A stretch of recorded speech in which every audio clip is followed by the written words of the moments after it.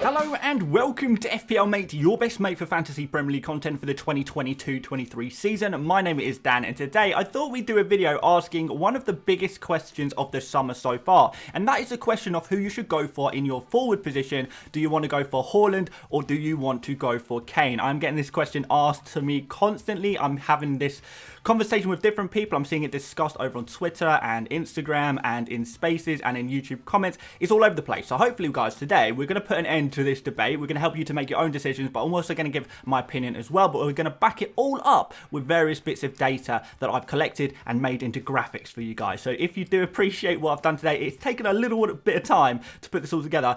If you do appreciate it, please do leave a like. It really does help the channel so much. I really do appreciate it. And of course, subscribe if you want more FPL videos. That's what we're all about here. So guys, yeah, let's get on with it. Kane versus Haaland. Haaland versus Kane. Who are we picking in game week 1? Okay, I thought the best way to start this video was to just look at the stats from last season. How did Kane get on in the Premier League? How did Haaland get on in the Bundesliga? So obviously Kane played 37 games out of 38 last season. The only game he didn't play was the first initial game week 1 game, and then his only sub appearance was also in the second game. He got scored 17 goals during this period, very respectable, one of the highest scoring players in the division, and 9 assists. Now last season wasn't his best ever season. He did go to a very slow start when he was under, well, Nuno. But after that, you know, when Conte came in, he did pick it up a lot. When he was a little bit more settled later on in the season, he did pick it up very nicely. And 17 goals and 9 assists is still respectable, even if it wasn't his best ever season. Haaland, on the other hand, I mean, in terms of goals and assists per game, he absolutely flew. He didn't get to play all of the games last season because he had some injury problems with his muscles at various points in the season. But to play in 23 games, 3 of those sub appearances, and get 20 goals and 5 assists, that really is unreal. So when you look at these stats at absolute face value, who had the better season last season? Well, it's Haaland, absolutely. Especially, well, I mean, even if you consider he was injured, you know, he still scored more goals than Kane. So big deal here. This is something that a lot of people have clocked onto. Haaland was absolutely flying in the Bundesliga and had an amazing season and absolutely performed incredibly. Can he translate those numbers to the Premier League? And I think that's a very big question that we need to ask ourselves. So, you know, let's ask ourselves that right now. Okay guys, so what I've got for you here is basically a list of forwards that have come from the Bundesliga to play in the Premier League over the last few seasons and how well they did. Obviously, we all know that going from the Bundesliga to the Premier League is a tougher league to play in. So there is going to be a degree of drop-off. It's just a case of what is going to be the percentage of drop-off. What percentage less goal contributions are you going to get from a season in the Bundesliga to a season in the Premier League? And you can see here, guys, generally speaking, we're looking around 50% average, but there are some outliers here. So you can see Sancho first. He had a drop-off of 74%. Werner had a drop-off of 51%. Havertz had a drop-off of 43%, so that's not too bad. Aller, you might remember him playing for West Ham a few seasons. After coming from the Bundesliga, he had quite a big drop-off at 64%. And Aubameyang, when he came from Dortmund to play for Arsenal, comparing his last full season in the Bundesliga to his first full season in the Premier League, I know obviously there was a January transfer like in between that somewhere, but his drop-off was actually not too bad at all, only 27%. He was getting a goal or a goal contribution per game in the Bundesliga, so very similar to what Haaland has been doing. But after that, came to the Premier League and actually got the golden boot in his first full season in the Premier League with a returns per game ratio of 0.75. So actually very good. Now, I don't know how much you guys want to read into this. All I really wanted to demonstrate is that there is a very clear drop-off when a player comes into the Premier League. They will get less goal returns. That just typically happens every single time, and it's usually by quite a lot. Now, you might say Haaland is much better than any of these players. Haaland is coming into a much better team than any of these players, but I think you should still consider that he's not... I really just don't want you to think that he's going to get the same amount of goals that he has in the Bundesliga in the Premier League. It's just not quite realistic, but I mean, it's possible. Don't get me wrong, it's possible, but you know, he would be, if he did that, the highest, you know, single Premier League season goal scorer of all time, which is a big ask coming in as his first season. So just expect a little bit of a drop off in Haaland's first season in the Premier League. Let's kind of work out roughly how much that drop off would be. Alright, so this is Haaland's adjusted stats. So as I said, the average of a Bundesliga player coming into the Premier League is average a drop off of about 50%. And that gives us our lower estimate, I suppose, for Haaland. It's kind of imagining he's an average player coming into the Premier League, which I don't think he is, by the way. If he does, similarly to the other players coming from the Bundesliga to the Premier League, you could expect about 0.54 returns per game, which is okay, but it's not quite 11.5 million okay. So it's not quite what we're after. However, if we look at the higher estimate, and this is at, this is a drop off at 27%, so the same as Aubameyang, 0.79 returns per game, which is much, much nicer and actually a little bit better than Kane's last season as well. So would be a really, really nice amount of returns. But in order to do that, he has to at least, at minimum, match how Aubameyang transitioned very easily from the Bundesliga to the Premier League and didn't quite match his same numbers, but got pretty close. And I do think that's very possible. Now, of course, guys, we're doing this by returns per game because we do have to understand that Haaland is not going to be available for every single game. He's not going to be fit for every single game, and he's going to be rotated and rested a little bit. So this is per game, not necessarily per start, not necessarily per coming off the bench. It's just per game. So if he plays 20 games, times that by 0.79. If he plays 38 games, times times 0.79 by that, and that's how you get your total returns for the season, I suppose. Now, on the topic of game time, I do think this is very important to talk about because it is a very big deciding factor when you're talking about going for Kane versus Haaland. So let's talk about Kane first. So Kane averaged 86.5 minutes per game last season, which is very, very high. Obviously, he wasn't fit for game week 1 last season, and he could only make a sub appearance in game week 2, where I believe he only played about 15 to 20 minutes. He didn't play very much in game week 2 either. After those 2 game weeks, he played 90 minutes in 35 out of the remaining 36 games, and he was only subbed off before the 90 minutes once, all for the rest of the season. So that is pretty insane. He's pretty much as nailed as a player can be in FPL terms. He's going to want to play every game. He wants to beat the all-time Premier League goal scoring record, and his wish is always respected. I wouldn't be surprised if Kane started picking the starting lineup at some point or another. Some people are saying, is Richarlison going to challenge Kane's game time? I really don't think that's going to happen at all. I don't think Richarlison will challenge Kane's minutes at all, really. In theory, he actually put Son more at risk, I think, and maybe Kulusevski as well, because Son was a player that has been shown under Conte as well as a player who is willing to, it's okay to take him off at 70 minutes if things aren't going right, if you want to change of strategy a little bit there.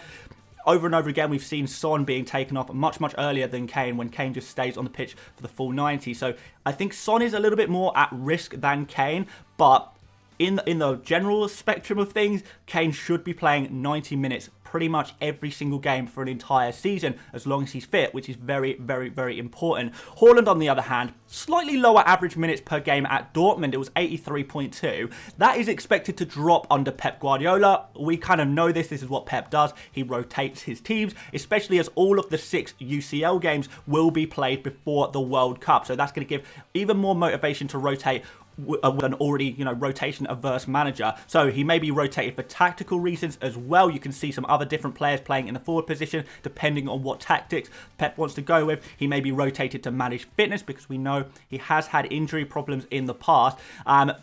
He may be rotated just because as Pep hates FPL managers, to be honest, but he's probably going to start 80% of Premier League games when fit, but expect the odd benching. So it's going to happen sometimes. Now, Julian Alvarez, he should get some minutes as a striker too. Foden is occasionally going to come in and play as a false 9. I also think it is worth noting, I don't want to skirt around this, because I know a lot of people have pointed out that Haaland doesn't have an ideal injury record. He does seem to have these recurring injury problems, unfortunately. He's actually been injured for a total of 130 days in the last 2 years, which means he's injured about 20% of the time, going by the last 2 years of data. And it's not just one long injuries, it's recurring injuries, different injuries in similar locations and things like that. So the key really with Haaland is going to be owning him when he's not injured. But I don't want this to put you off too much, because right now he's not injured. He is not injured. When he's available, he's going to be absolutely phenomenal. It's just about owning him when he's not injured, and he's not injured. I think it's very dangerous to go into game week 1 expecting a player to get injured. That's what your transfers are for. Unless you really, really, for some reason, think he's going to get injured in game week 1, 2, 3, 4, something like that. I don't see why that would happen. It will happen at some point maybe, but whilst he's fit, he's definitely still an option. So try not to think about it too much, because it's not like you have to keep him for an entire season. You can chop and change. You can easily move to Kane if you change your mind at any point, or if he gets a long-term injury at any point. That's absolutely fine. So in front of you guys, you will see my lopsided view of what the Man City lineup will probably look like. I mean, certainly based on the current players. If there's any further transfers for Manchester City, this may change a little bit. But as you can see right on screen now, Haaland will be playing as the number 9 for Man City. He is, you know, the most out-and-out number 9 that City have in their team. So he is going to be playing a lot of games in which City want to play with a number 9. Now, this is going to be a slight change for City's tactics, I think. And I think when we're talking about Haaland specifically, he is going to have to adapt a little bit to playing with the ball rather than playing on the counter. Now, he may not even get very much of the ball himself, to be honest, because City, the way they play, teams just sit back against City, and City just pass the ball around the edge of the area and try and find that opportunity, find that chance, where that's not quite how Haaland typically is known to be playing his football, I guess. Haaland is a fantastic counter-attacker. That's why he uses his pace and his power to get through from, you know, the halfway line right into to the shooting positions, which is phenomenal. But he's not really going to get as many chances to do that at Man City. But I don't think that is going to be too much of a problem for him, because he did score 9 goals using his first touch last season. He's clearly an elite finisher. If he can just get used to playing without the ball, you know, being happy to not have the ball very often, only get a few touches per game, that's just the way Man City play. If he is in the right places, if he is finishing fantastically, which he can, he will still score goals in this system. I think he will adapt to City's style of play, but it may take a couple of weeks to get him up to speed. Alright guys, let's address this one. I've had this comment a lot of times recently, and that is Kane starts season slowly, or Kane doesn't score goals in August, which was essentially a meme a fair few years ago now, but it's actually kind of been disproven over recent years, and I do think we need to make sure we are focusing on more recent years when considering our FPL picks. The last time people were saying, oh, Kane never scores in August was way back in 2017.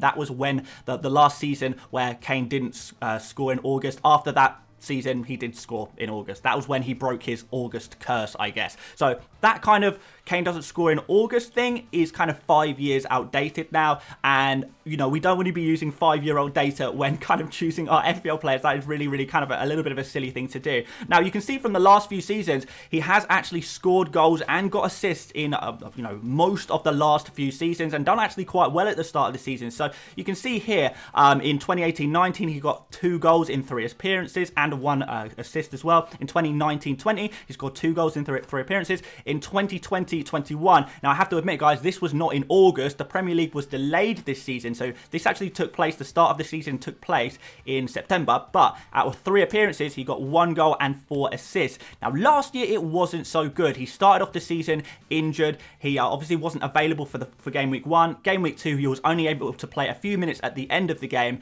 and then the third game, he started in August and he got no goals and no assists. So he kind of played 1 and a bit game in August and didn't get any goals or assists.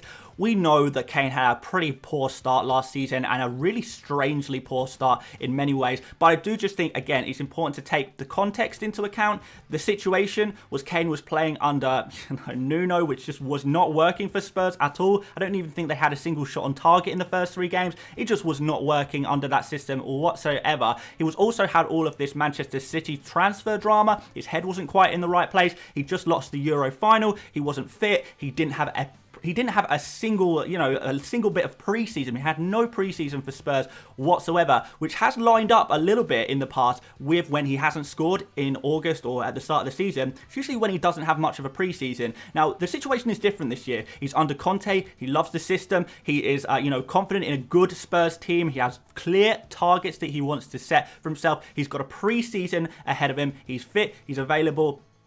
Things are actually in a very good position for him right now, and going by the last few seasons, except the last season, if that makes any sense, we kind of proven now that Kane can start the season very, very nicely indeed. I mean, you certainly would not be complaining about 5 goal contributions in 3 games, for example, as we saw in 2020-21. That's really quite nice for the start of the season. So I know it's a thing. I know it's a meme. I know it's a thing people like to say, Kane starts season slowly. But I do genuinely believe that that has kind of been disproven a little bit by now. Maybe a bit of a thing of the past, and we should kind of move on from that.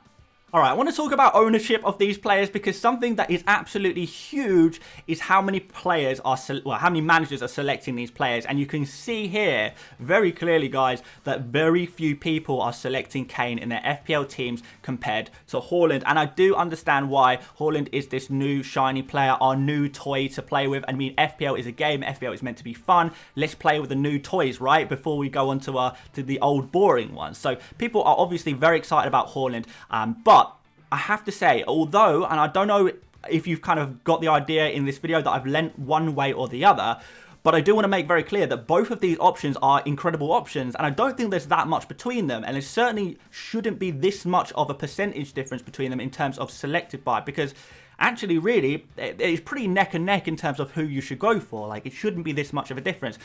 So, yeah, it's an interesting one. One thing I will say on ownership, I try myself to ignore the ownership of players as much as I physically can. But if you do want to read into it a little bit, basically what this means is if you select Kane and he does well and Haaland does badly, then you are going to be in a very, very good position. And, you know, you're going to rock it above a lot of people because not many other people have Kane in their team. So you'll be doing very well. But obviously, you will lose out if Haaland does well. You will go down go down the ranks very quickly. You will be a real loser if Haaland does well and Kane doesn't. On the other hand, Haaland is a little bit safer because if he does well and Kane does poorly, it's going to boost you up the rank. Not an insane amount, but a little bit, enough. But if it goes badly, again, it's going to only take you down the ranks just a little bit. So Kane, in terms of ownership, is actually kind of high risk, high reward because not many people own him. Haaland, on the other hand, pretty low risk, low reward. And that's kind of the situation, and that's kind of what you get from ownership. But again,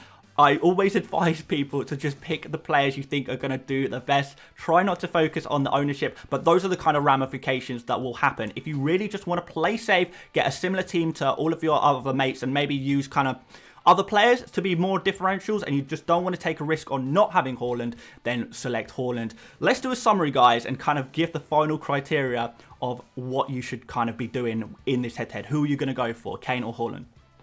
Alright, so let's go through each of these players. I'll start with Kane. He is trialed and tested. He is very reliable. We know exactly what we're going to get from him, and we know we're going to get very good scores. He performs very well every single season, and it's just amazing. Everything's beautiful, wonderful, lovely, great.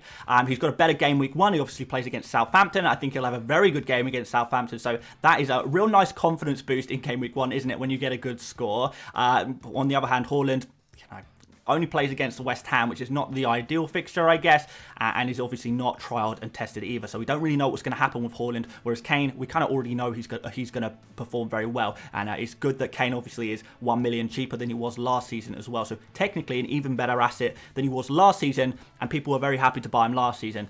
There's no rotation risk with Kane. That is a huge thing. It's a really important thing as well. You know, you can just deal with, get rid of so many headaches of the rotations and so much stress. Get those no rotation risk players going to play 90 minutes every game, and in those 90 minutes hopefully get more opportunities to score therefore.